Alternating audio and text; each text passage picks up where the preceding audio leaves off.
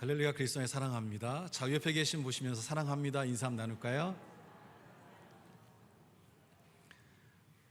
사랑하지 않나 봐요. 굉장히 인상을 쓰고 막 서로 째려보듯이 막 그러는데, 다시 한번 옆에 계신 분과 함께 좀 사랑의 눈빛을 갖고 목소리도 사랑하는 마음을 갖고 한번 사랑합니다 인사 한번 하겠습니다.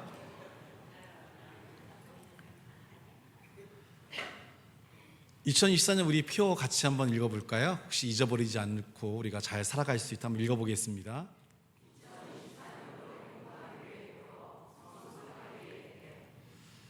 성숙함이 주어지기 위해서는 우리가 성장되는 것들이 필요한데, 그래서 오늘은 성장이란 제목으로 함께 은혜의 말씀을 나누고자 합니다. 우리 말씀 이사야 40장 31절 말씀, 우리 같이 함께 한 목소리로 합독하겠습니다.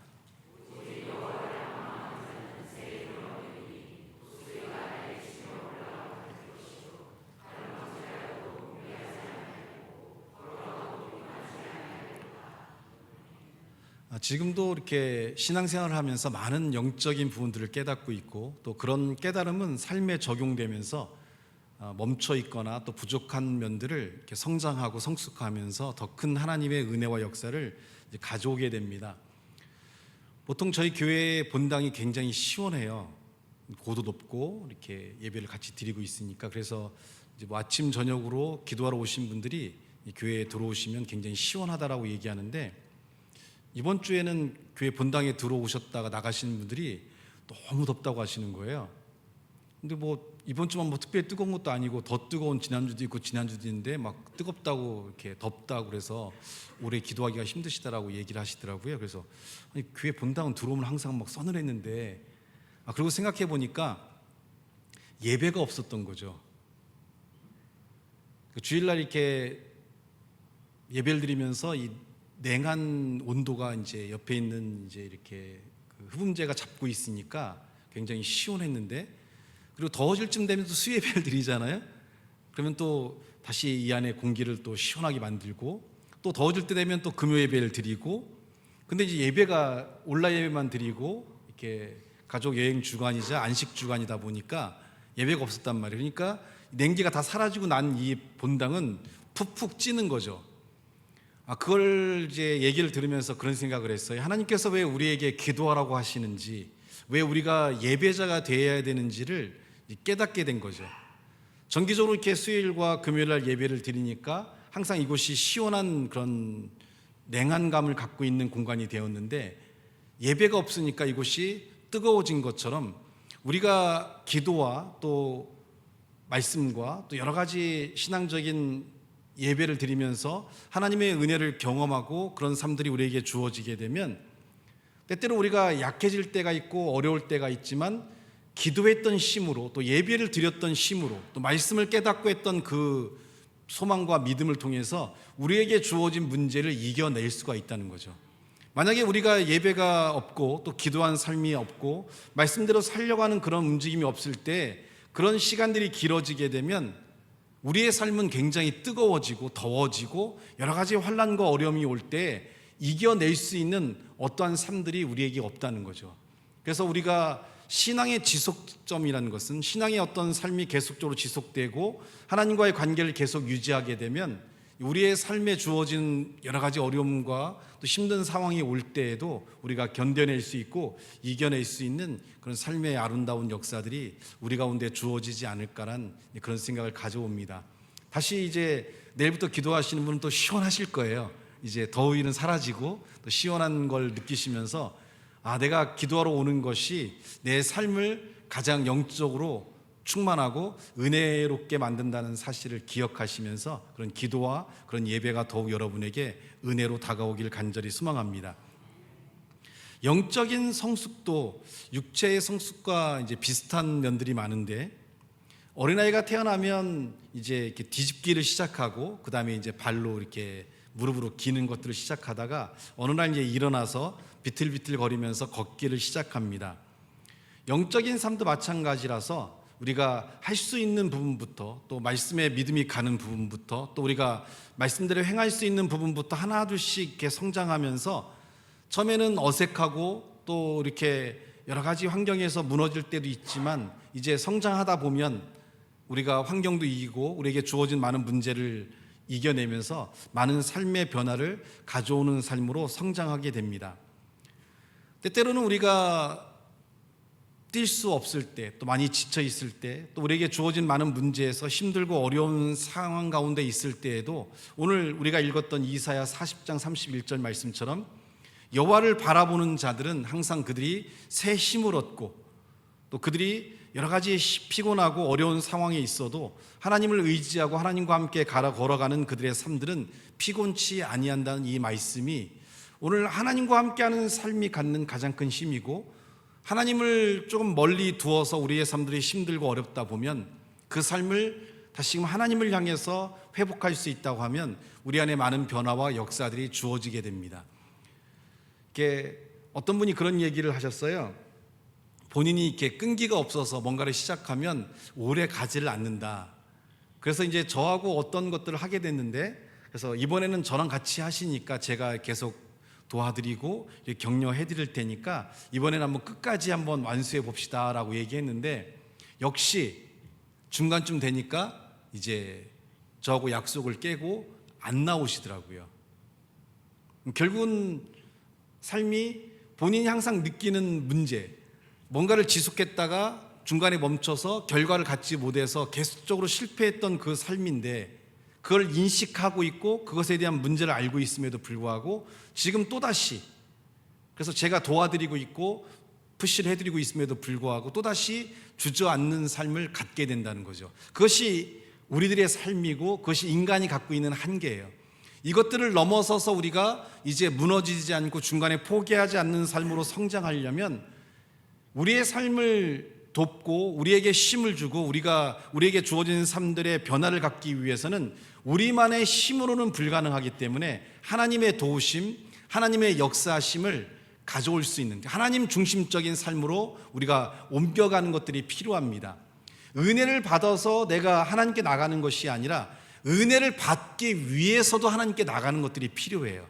잘 돼서 하나님께 나가는 것이 아니라 지금 힘들고 어렵기 때문에 하나님께 나가서 하나님의 역사를 경험하고 그분의 역사가 우리에게 주어질 수 있는 삶의 움직임을 갖는 것이 우리의 신앙과 삶에 필요하다는 것을 인식하는 것이 우리에게 굉장히 중요합니다. 그래서 우리가 힘들어도 예배를 드리고 우리가 힘들어도 기도하는 것은 하나님과의 관계를 유지함으로써 현재의 어려움을 딛고 일어서면서 삶의 많은 변화를 가져올 수 있기 때문입니다. 그래서 여러 가지 시련과 역경이 온다 할 때, 그래서 우리가 역경이라는 걸 경험할 때 그 말에 용기를 주기 위해서 이런 말 하잖아요. 역경을 뒤집으면 뭐예요?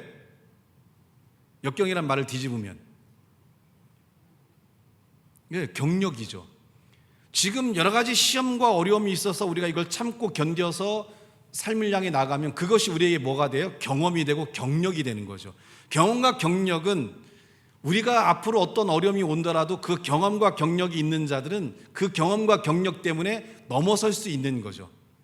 그러니까 제가 예를 들어 서성원 목사님과 일을 하면 가슴을 많이 치죠. 왜 가슴을 많이 칠까요? 답답해서. 왜 답답할까요? 나는 아는데 너는 왜 모르니? 이렇게 되는 거죠. 그럼 나는 왜 할까요? 30년 넘게 목회해왔으니까 당연히 알고 있죠. 근데 이제 막 목사가 돼서 시작하는 우리 서성원 목사님은 알아요, 몰라요? 모르니까 답답한 거예요. 그럼 말을 하면 알아듣나? 말을 해도 못 알아들어요. 그게 초보자고 어린 사람들이에요. 처음에 직장 생활할 때 왜 어려워요? 의사소통이 안 된다고 그러잖아요. 안 될 수밖에 없죠. 과장과 부장은 다 알고 있는 상태에서 얘기를 하고 설명을 안 해주잖아요. 왜 못하냐고만 하지. 김영국 성도님 많이 그렇게 하셨죠?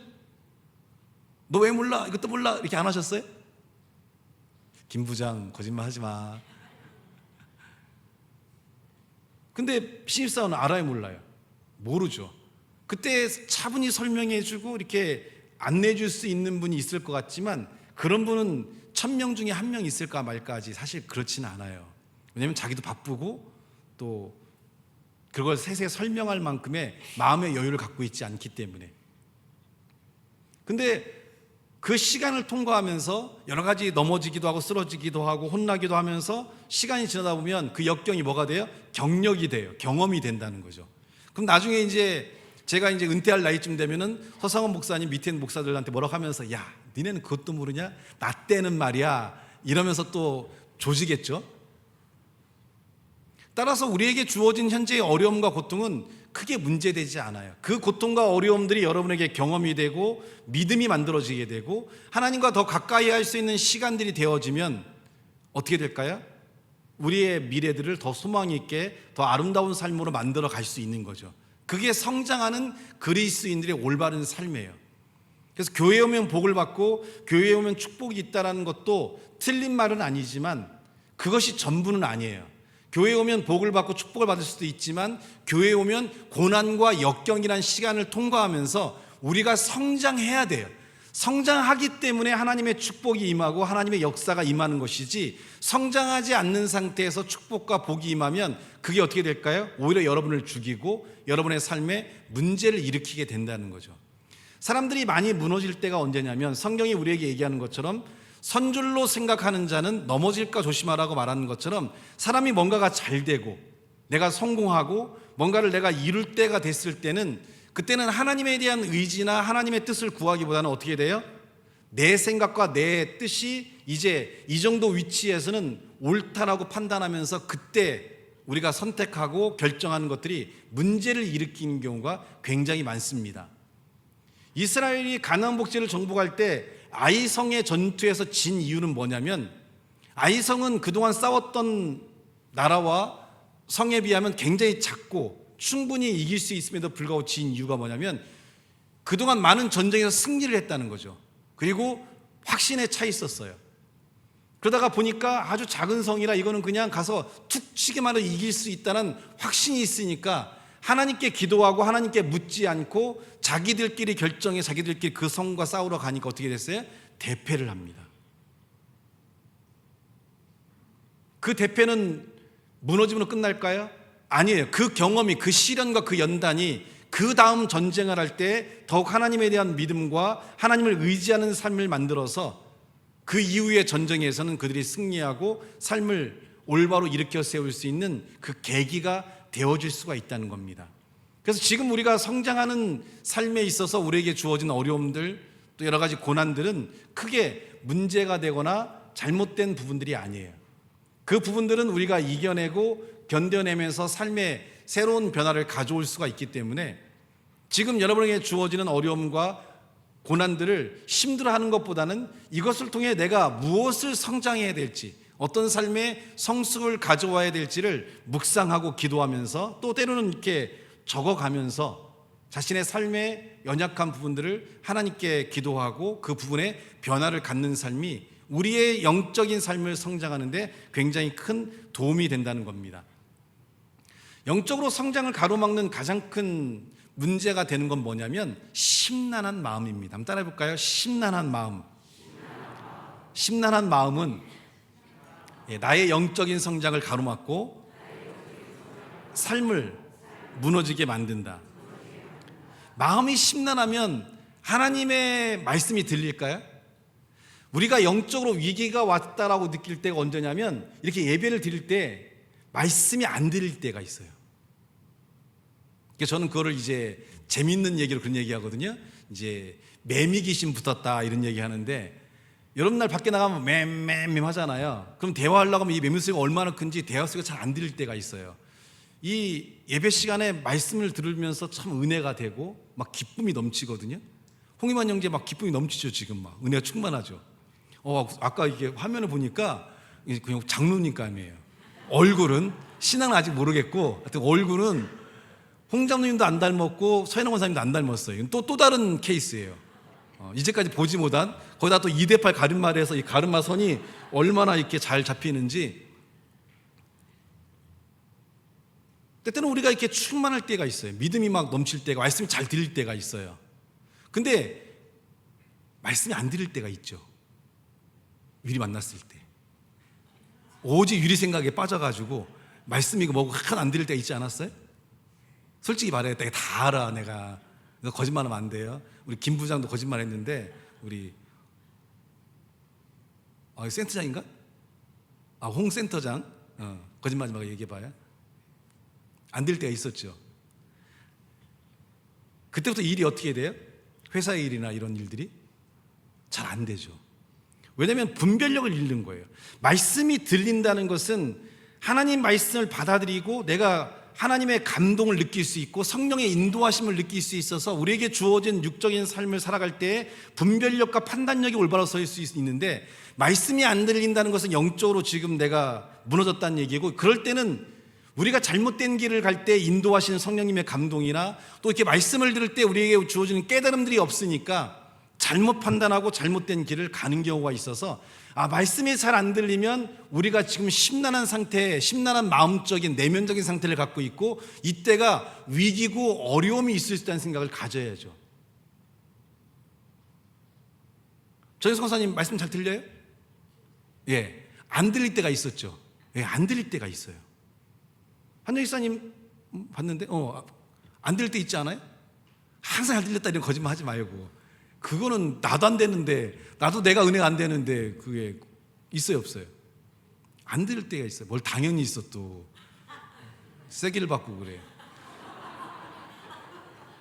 당연히가 90%인데 이건 absolutely, 이건 90% 이상의 확률을 갖고 있는 건데, 공장님 뭐 잘 안 될 때 있지 않아요? 없다고 해야죠. 장로님인데 분위 파악을 하셔야지. 안 들릴 때가 있어요. 안 들릴 때는 삶이 힘들어요. 그 삶이 힘들어서 안 들리는 게 아니라, 안 들리니까 그 삶을 헤쳐나갈 수 있는 길이 안 보이는 거죠. 네가 사방으로 우겨쌈을 당하여도 피할 길을 주시고, 아무리 많은 시험과 어려움이 있어도 하나님의 인도하심을 경험할 수 있는 게 신앙이고, 그게 하나님의 역사인데, 내가 들리지 않으니까 그 상황에서 하나님이 인도하시는 길이 보이지 않아요.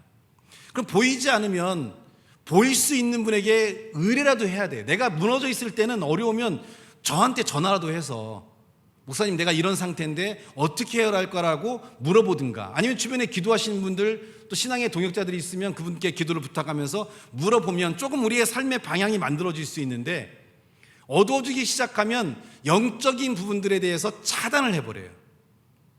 일단 뭐 예배도 안 나올 뿐만 아니라 이렇게 어려움이 있을 때 부탁도 하지 않고 모든 걸 이렇게 가로막는 그런 삶을 만들어버린다는 거죠.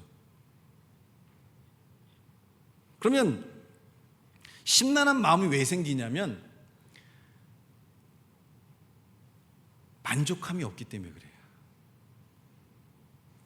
더 뭔가를 바라고, 더 뭔가를 가졌으면 좋겠고, 더 뭔가를 얻었으면 좋겠고, 더 성경에 뭐라고 돼요? 성경에 더가 나오죠.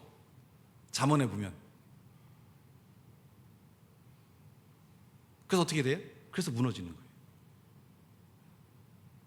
더가 주어지려면, 현재의 삶에 만족을 하면 하나님의 축복으로 더가 주어지는 삶을 가지면 이 삶은 은혜와 소망이 넘치지만, 내가 더더 가지려고 하면 그때 우리가 시험에 들게 되고 사단의 유혹에 빠지게 되고, 사단은 호시탐탐 우리의 삶에서 우리를 무너뜨릴 수 있는 그런 방법과 길을 찾고 있는데, 우리가 욕심을 내고 더더를 바라는 순간에 사단이 우리의 귀를 막아요. 우리의 눈을 막아요. 그래서 말도 안 되는 것들에 우리가 넘어지게 되고 유혹에 빠지게 되고, 그렇게 해서 우리의 삶들이 쉽게 무너져 버린다는 거죠.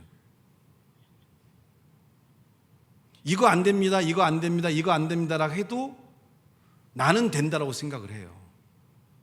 그래서 많은 사람들이 또 시험에 들고 또 사기에 빠지게 되고, 이런 어려움들에 놓여지는 가장 큰 문제가 내가 더 가지려고 하니까 그래요. 이 더의 축복은 하나님에게 있다는 것을 우리 신앙인들은 올바로 인식해야 돼요. 그래서 우리가 기도를 하고 우리의 문제를 맡기고 또 현재 주어진 삶에 만족할 수 있는 마음을 가질 때, 하나님께 더 부어주셔도 그 부어주심이 우리를 시험에 들지 않게 하는데, 더 가지려고 하는 마음에서 우리가 더더 하다 보면 하나님께 부어주셔도 그것이 여러분에게 시험이 돼서 여러분이 걸림돌이 되고 무너지는 삶을 가질 수밖에 없다는 거예요. 얼마 전에 다윤이가 그런 얘기를 했어요. 여름 되니까 장사가 안 돼가지고 이렇게 빵 하는 그런 사이트에 가보니까, 여름에는 원래 6, 7, 8, 9는 잘 안 된다, 찬바람이 불어야 빵집은 된다, 이렇게 나와 있어요. 나와 있다고 하면서 그렇다고. 근데 그거는 세상적인 관점이고 하나님의 기업은 달라야지. 그러던 와중에 다현이가 좀 몸이 안 좋아가지고 제가 방법으로 네 삶에 놓친 게 뭔가를 생각해봐라. 기도하는 삶을 갖고 하나님께 기도했던 네가 사업을 시작하면서 바쁘다는 이유만으로 기도를 지금 하지 않고 있는데, 그런 상태에서 너의 판단 또 하나님의 의지함이 약해졌을 때는 너에게 주어진 문제를 이겨낼 수 없다. 그래서 이 상황을 네가 넘어서기 위해서는 기도를 회복해라. 그래서 아침에 새벽 5시에 나가면 4시 반에 일어나서 30분을 기도하고 나가고, 저녁에 퇴근할 때도 기도하고 나가라. 그래서 정말 새벽에 부딪히고 저랑 부딪히고 나갈 때도 있고, 또 저녁에도 들어왔을 때 기도하고 가는 습관을 가졌거든요. 그랬더니 그저께 이제 기도하고 이제 일 끝나고 들어와서 저 만났는데 그런 얘기 하더라고요. 목사님, 기도를 시작해서 그런가 매출이 다시 싹 올라갔다고. 지금 최고 더울 때 아니에요? 빵집은 매출이 거의 바닥일 때인데 매출이 다시 쫙 올라갔다고. 하나님의 방법은 세상의 방법과는 달라요. 내가 아무리 더더더더 하니까 삶이 더 힘들어지지만, 내 삶에 만족하고 하나님을 의지하며 기도함으로 하나님께 맡기는 삶이 되면 하나님의 더더더 축복은 더 많은 삶의 많은 은혜와 역사를 가져오게 되고, 그 삶은 하나님과 동일한 또 하나님의 역사를 가져올 수 있게 하는 올바른 삶의 동행을 통해서 그 삶은 무너지지 않고 아름다운 삶의 역사를 가져올 수 있다는 거죠. 또 어제는 또 군수가 와가지고 이렇게 격려해주고 가셨대요. 젊은 청년이 열심히 일한다고. 그래서 나도 못 만난 군수를 야, 우리 다윈이 만나서 격려도 받고 매출 많이 올려주고 가셨나 모르겠지만, 전화해야지. 매출 좀 많이 올려줘야지. 그냥 먹고만 갔나. 이렇게 포인트를 잃어버리는 거죠. 그러면 그 직전에 다윈이가 어떤 상태였냐? 지금 말한 그대로죠. 말씀이 안 들리기 시작했을 거예요. 그리고 마음이 심란했겠죠. 마음이 심란하니까 말씀도 들리지 않고 예배에 집중이 안 되고 기도하는 사람들이 안 되니까, 나를 영적으로 회복시키지 않으니까 하나님과의 관계가 형성되지 않고, 그 상태에서 부딪히는 현실은 이제 냉혹해지는 거죠.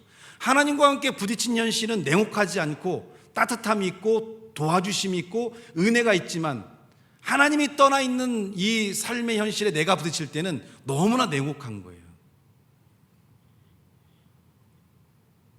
그래서 저는 어린 나이에 그걸 깨닫고, 모든 삶에 있어서 하나님과 함께 움직여지는 삶을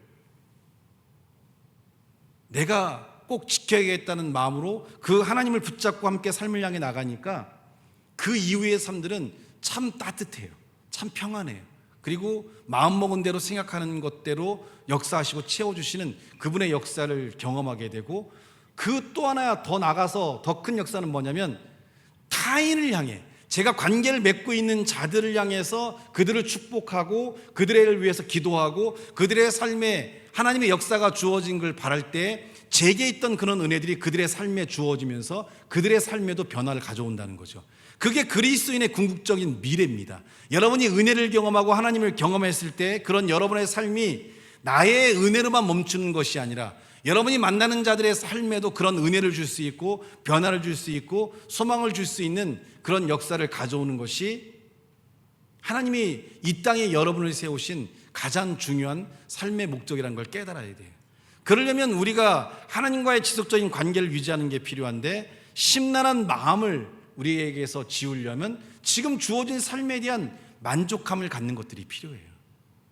이 만족함을 가질 때 하나님은 더 많은 것들로 채워줄 수 있다는 확신을 갖는 게 중요합니다. 내게 주어진 지금 이 삶을 만족해야 돼요. 더 바라보지 마시고, 더 바라보는 건 만족할 때 하나님이 주시는 은혜로 더 많은 걸 바라볼 수 있게 만들어요. 근데 내가 바라보기 시작하면 그 자체가 여러분에게 시험이 되고 여러분의 삶에 많은 어려움과 문제를 가져와요. 그래서 신명기 4장 9절은 우리에게 이렇게 말씀합니다. 신명기 4장 9절 말씀 같이 한번 읽어볼까요?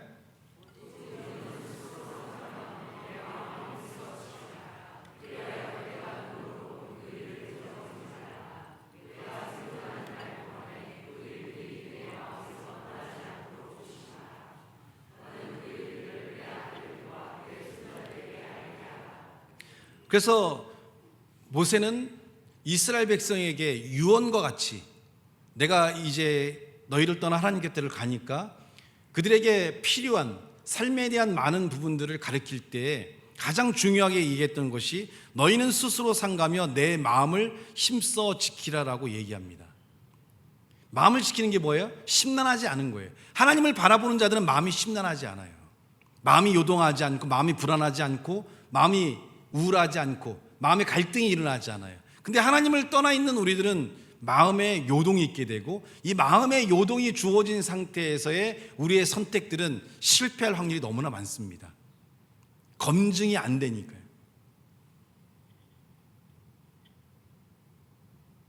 그래서 저는 어떤 거를 할 때 긍정적인 것을 보지 않아요. 어떤 것을 할 때 이걸 해서 긍정적인 이익, 메리트를 보는 게 아니라 이걸 했을 때 주어지는 부정적인 것들을 수없이 떠올리고 수없이 기록을 해요. 그러면 이건 이렇게 하면 이게 문제가 되고 이게 문제가 되고 이게 문제가 되고, 그럼에도 불구하고 이게 가질 수 있는 메리트가 있다라고 한다면 그때 이걸 시작해요. 많은 사람들은 이걸 했을 때 오는 어려움들을 보지 않고 어떻게 해요? 이걸 했을 때 좋은 면만 봐요. 좋은 면만 보고 덤벼드니까 어떻게 돼요? 좋지 않은 면들이 좋은 걸 덮어서 그 삶을 무너뜨리게 하는 거죠. 끊임없이 질문을 해요, 제 스스로에게. 그거는 어떤 걸 살 때도 마찬가지예요. 이게 정말 나한테 필요한가? 이게 내가 얼마나 활용할 수 있을까? 또 이걸 유지하는데 얼마나 많은 것이 들까? 예를 들어서 교회에 오토바이 동호회가 있어요. 공우지산 동호회 회장님이신데 저한테 자꾸 꼬셔요. 왜냐면 제가 오토바이 동호회를 만들어 놓고 전 빠졌거든요. 그래서 꽤나 많아졌어요. 지금 동호회 회원이 한 이제 7, 8명이 될 정도로, 좀 더 해서 10명까지 늘린다고 해서 같이 이제 남자들 이제 40대, 50대 남자들이 이렇게 오토바이 타고 쫙 일렬로 다니면서 같이 차 한잔 마시고 하면 또 그것도 좋아서 이제 생각을 하고 있는데 끊임없이 저한테 질문을 던지고 있어요. 사실 작년에 좀 사서 같이 다닐까 생각했는데 이게 정말 나한테 필요한가 우선, 그리고 이거를 사는 건 좋은데 유지비를 감당할 수 있겠는가, 거기서 제동이 걸렸어요. 유지비 감당 못해요. 그리고 내가 얼마나 탈 수 있을까? 왜냐하면 탔을 때 이걸 타면서 내가 어떤 만족과 기쁨이 있어야 되는데 얼마나 탈 수 있을까? 비 오는 날, 눈 오는 날 다 빼고, 낚시 모임도 해야 되고 볼링 모임도 해야 되고, 그러고 나다 보면 내가 1년에 이걸 몇 번 탈 수 있을까? 한 대여섯 번 타려고 내가 이만한 돈을 투자할까? 그리고 오토바이도 종류가 많잖아요. 200만 원, 300만 원짜리부터 5천만, 6천만 원까지 오토바이가 있어요. 근데 좀 다들 오토바이가 좋은 거니까 다들 그래도 2, 3천만 원씩 타고 다니는데 내 옆에서 스쿠터 타고 삐릿삐릿 하면 그것도 나 안 될 거니까 아니에요. 그럼 나는 내가 1,000만 원짜리, 2천만 원짜리 사서 나한테 득이 될 건가? 난 이걸 어떻게 갚을 것인가? 물론 뭐 120개월 무이자 할부도 해줘요. 오토바이 안 팔리니까. 그래도 한 달에 20만, 30만 원씩 들어가야 되는데 그럼 난 감당할 수 있을까? 그리고 사고 나면 어떻게 될 것인가? 예림이 어떻게 크나? 이런 수많은 것들을 이제 떠올리는 거죠. 어제도 오토바이 봤어요. 매물, 중고 매물 나온 거. 그리고서 다시 내한테 질문해요. 한 20가지 정도의 질문을 던지고 마음을 사그러뜨려요. 일주일 정도는 마음이 괜찮아지는데 일주일 뒤에 어떻게 되냐면 또 나도 모르게 손이 가서 벌써 보고 있어요. 파스 바이크부터 해서 랩트로 제벤 이렇게 해서 뭐 이런 사이트 보고 이렇게 하고 있다는 거죠. 근데 실행하지 않는 건 끊임없이 질문을 던지기 때문에 그래요. 그거에 대한 답이 나올 때까지는 안 돼요. 아직은 나는 무리다라고 판단이 되고 있고 여러 가지 뭐 이렇게 벌려놓은 게 많으니까 언젠가는 아마 뭐 이렇게 뭐 김학영 목사님이나 이런 분들과 같이 탈 날이 올 수도 있고, 아니면 오토바이 하나 주면 탈 수는 있을 것 같긴 해요. 목사님 오토바이 바꾸실 의향 없으세요? 낮추고? 대답을 선뜻 못하네. 믿음이 없는 안수 집사가. 줬으면 내 장로 줄라고 했더니 안 되겠네. 수없이 던지고 있어요. 1년째 갈등하고 있어요. 근데 실행을 못해요. 왜냐하면 던져보기 때문에. 신앙이 바로 그거예요. 하나님과의 관계가 유지가 필요한 것은 그분의 관계가 유지되면 우리 안에 성령의 감동을 통해서 때때로 우리의 삶을 억제시켜요. 절제시켜요. 그리고 아니다라고 얘기해 주세요. 세상 모든 사람이 된다라고 할 때 내 안에서 계신 성령님, 이 땅의 모든 걸 주관하시는 완벽하신 그분께서 안 된다라고 얘기해 주시기 때문에 우리가 실패하지 않고 올바른 하나님의 인도하시는 길을 땅에서 가장 아름답고 가장 축복된 삶으로 성장할 수가 있는 거예요. 아니다라는 음성을 듣고 아니다라는 말씀을 깨달을 수 있는 이런 삶이 되기 위해 우리는 영적으로 성장할 필요가 있어요. 그렇지 아니하면 우리의 삶들이 무너질 수밖에 없고 연약한 삶밖에 없어요. 물론 다음 주에 여기에 오토바이 한다고 올 수도 있어요. 그 수많은 질문을 했음에도 불구하고 사람의 마음은 너무나 욕심과 이런 더더더에 심취해 있기 때문에,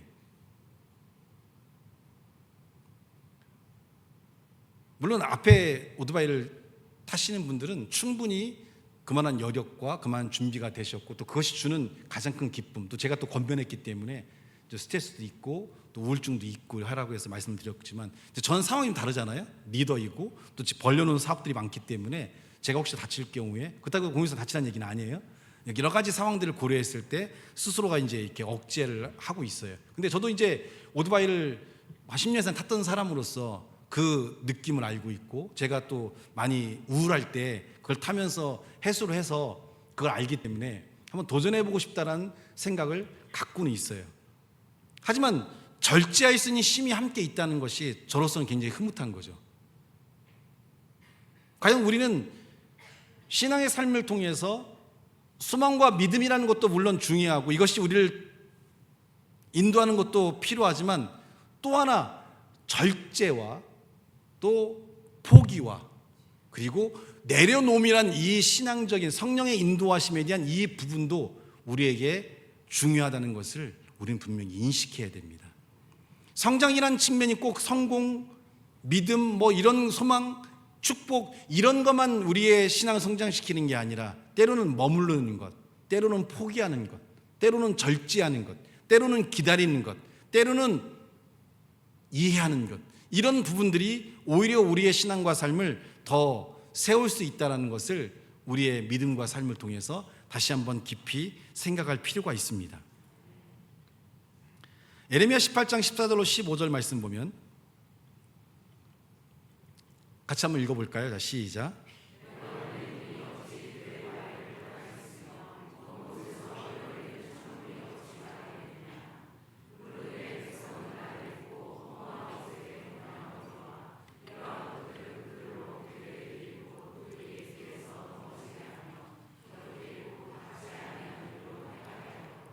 예레미야는 이스라엘 민족의 무너짐에 대해서 이스라엘 민족들을 하나님 편으로 돌아오게 하기 위해서 15절에 이렇게 얘기합니다. 물은 내 백성이 나를 잊고 허무한 것에 분향한다라고 얘기합니다. 그래서 그들이 옛길에서 넘어지게 했고 그들이 닦지 아니한 길로 행하게 하나님께 하셨다라고 얘기하고 있거든요. 닦은 길로 걸을 땐 어때요? 넘어짐이 없고 편하잖아요. 근데 닦이지 않은 길을 가다면 발에 걸려 넘어진 것 너무나 많아요. 나무부터 해서 돌부터 해서 또 먼지도 많이 나고, 우리의 신앙은 사실은 하나님에 의해서 닦여진 길로 가는 자와 똑같은 자의 삶이라 우리가 지금 누리고 있는 것들에 대한 평안함과 이 기쁨을 제대로 못 느끼고 있다는 거죠.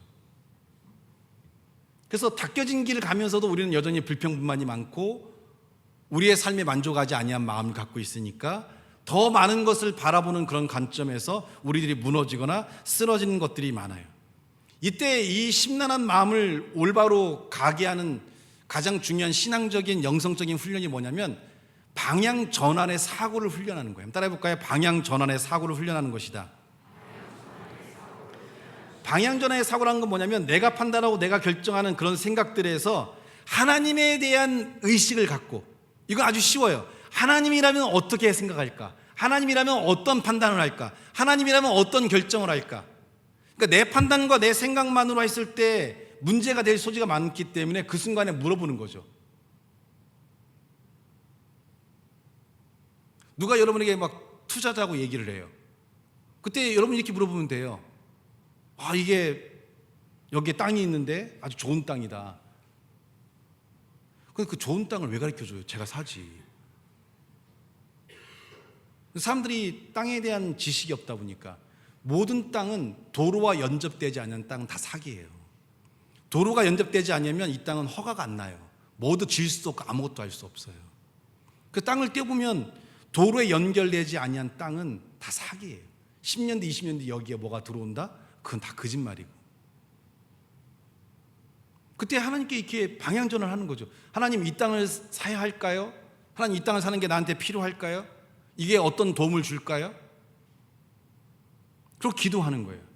그러면 사고자 하는 인간의 마음속에서는 욕심이 있으니까 막 열망이 생기다가 기도가 나면 어떻게 돼요? 열망이 싹 사그라들어요. 그럼 또 어떻게 해요? 괜찮아져요. 근데 어떻게 돼? 또 누가 얘기해. 왜 아직 결정 못했어? 그 대박이야. 그러면 마음이 또 확 올라오잖아요. 또 하나님께 물어보는 거죠. 우리가 하나님과 동행한다는 것은 하나님에 대한 인식을 갖고 그분과 대화하면서 삶을 사는 법을 우리가 깨달아야 돼요. 오늘 제가 이렇게 오토바이 얘기했으니까 한 일주일간 마음이 괜찮은데 일주일 뒤에는 마음이 또 쫙 올라올 거예요. 왜? 나는 가만히 있고 싶은데 그 아침에 누가 부다다다다 하고 지나가요. 그럼 마음에 또 부다다는 소리가 오는 동시에 핸드폰을 켜고 그래 할리 데이비슨, 그래 인디안, 그래 BMW 보자. 막 한 2시간을 봐요. 나도 내가 미친 거죠. 이게 내가 왜 이러나 몰라요. 그 소리 하나 때문에, 그 고다다다다다 하는 그 소리 하나 때문에. 앞으로 내려갈 때 엔진 끄고 내려가요. 나 시험 들게 하지 말고. 아무리 마음을 억제했다 하더라도 또 다른 세상적인 관점, 사람들의 이야기를 들으면 마음이 또 격동을 해요. 그때 뭐가 필요하냐면 하나님 방향 인식 전환이에요. 하나님, 이게 나에게 필요할까요? 나에게 올바를까요? 나에게 있어야 될까요? 그리고 기도하면 어떻게 돼요? 그게 하나님이 주시는 감동이라면 마음이 식지 않지만 대부분 우리가 기도하는 가운데서 그 마음이 식으면 하나님께서 주신 것이 아니에요. 근데 하나님께 향하지 않고 하나님께 묻지 않기 때문에 인간적인 생각에 판단만 하면 어떻게 돼요? 마음이 계속 막 떠오르죠. 그러니까 어떻게 돼요? 결국 그렇게 하게 돼요. 어떻게 될까요? 삶이 다 무너지는 거예요.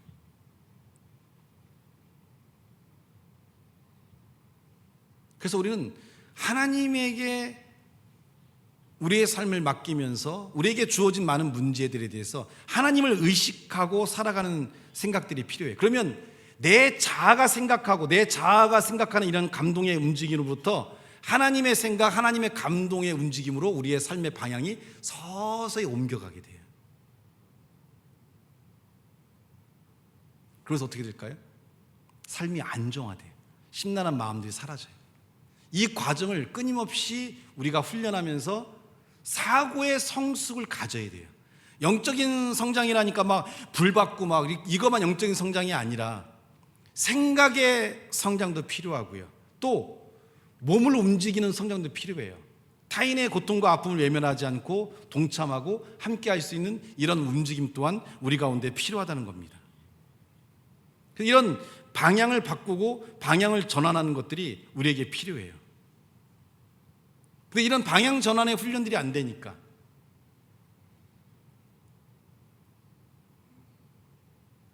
우리가 어떤 문제가 생기면 핸드폰을 켜고 네이버에 물어봐요. 왜 네이버에 물어봐요? 네이버 보면 참 기가 막힌 일이 있어요. 여자친구가 첫 키스를 해야 되는데 무엇을 준비할까요? 뭘 준비해? 그냥 하면 되지. 그걸 물어보면 가글을 뿌리고 만나야 된다부터 시작해갖고 뭐 심장이 벌렁거리다가 죽을 수도 있다. 뭐 이런 말도 안 되는 얘기들이 막 올라오는데 궁금해서 봤어요, 저도. 별걸 다 물어봐. 뭐라고 대답해줘요, 이거를. 그런 건 그냥 경험하면서 다 알게 되는 거예요. 아니, 여기 엄마 아빠들이 우리 애기들 날 때 네이버에 물어보고 났어요? 희만이 날 때 엄마가 썬데이 서울에 물어봤어. 그때는 썬데이 서울이거든. 요즘에 네이버라고 할 수 있는 게 썬데이 서울이야. 궁금하니? 썬데이 서울 뭔가? 알아, 썬데이 서울을? 유리 결혼 잘못했다. 네 남편이 썬데이 몰라요? 어? 꼭 잡어. 이런 남자는 잡아도 괜찮아. 진우 썬데이 서울 알지? 많이 봤지? 나도 많이 봤어. 같이 봤잖아, 우리 옛날에 어릴 때. 언니야, 너 빨다가서 가지 마라. 같은 방에 같이 봤잖니?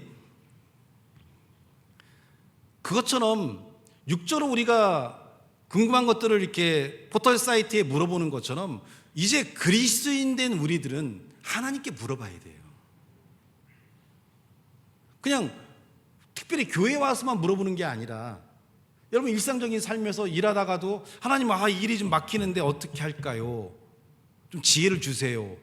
그러면 그런 문제들을 풀 수 있는 방법들, 또 여러 가지 어떤 어려운 문제가 있을 때 차를 타고 이동할 때도 하나님 이런 어려운 문제 도와달라고 하면서 계속해서 여러분의 생각 안에만 머물러 두지 마시고 하나님으로 자꾸 그 하나님으로 여러분의 의식과 생각을 옮겨가는 작업들이 필요해요.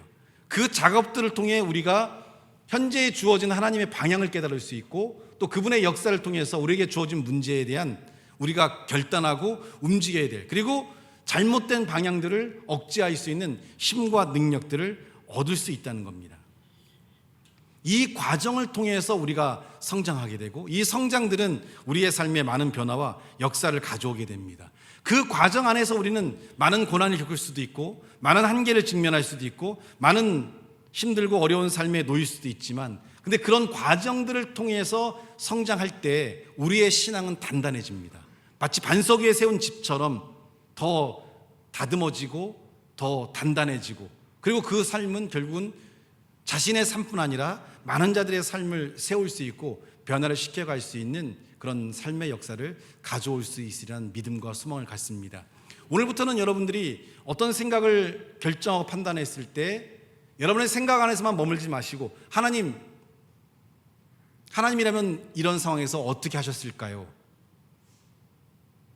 이렇게 하나님께 질문하면서 자신의 삶을 들여다보고 그리고 그 삶이 올바로 세워질 수 있는 그런 변화와 역사를 가져올 수 있는 그런 축복된 삶이 여러분이 되신다면 삶의 모든 것들을 이겨내고 주님의 은혜와 역사 안에 아름답게 세워질 줄 믿습니다.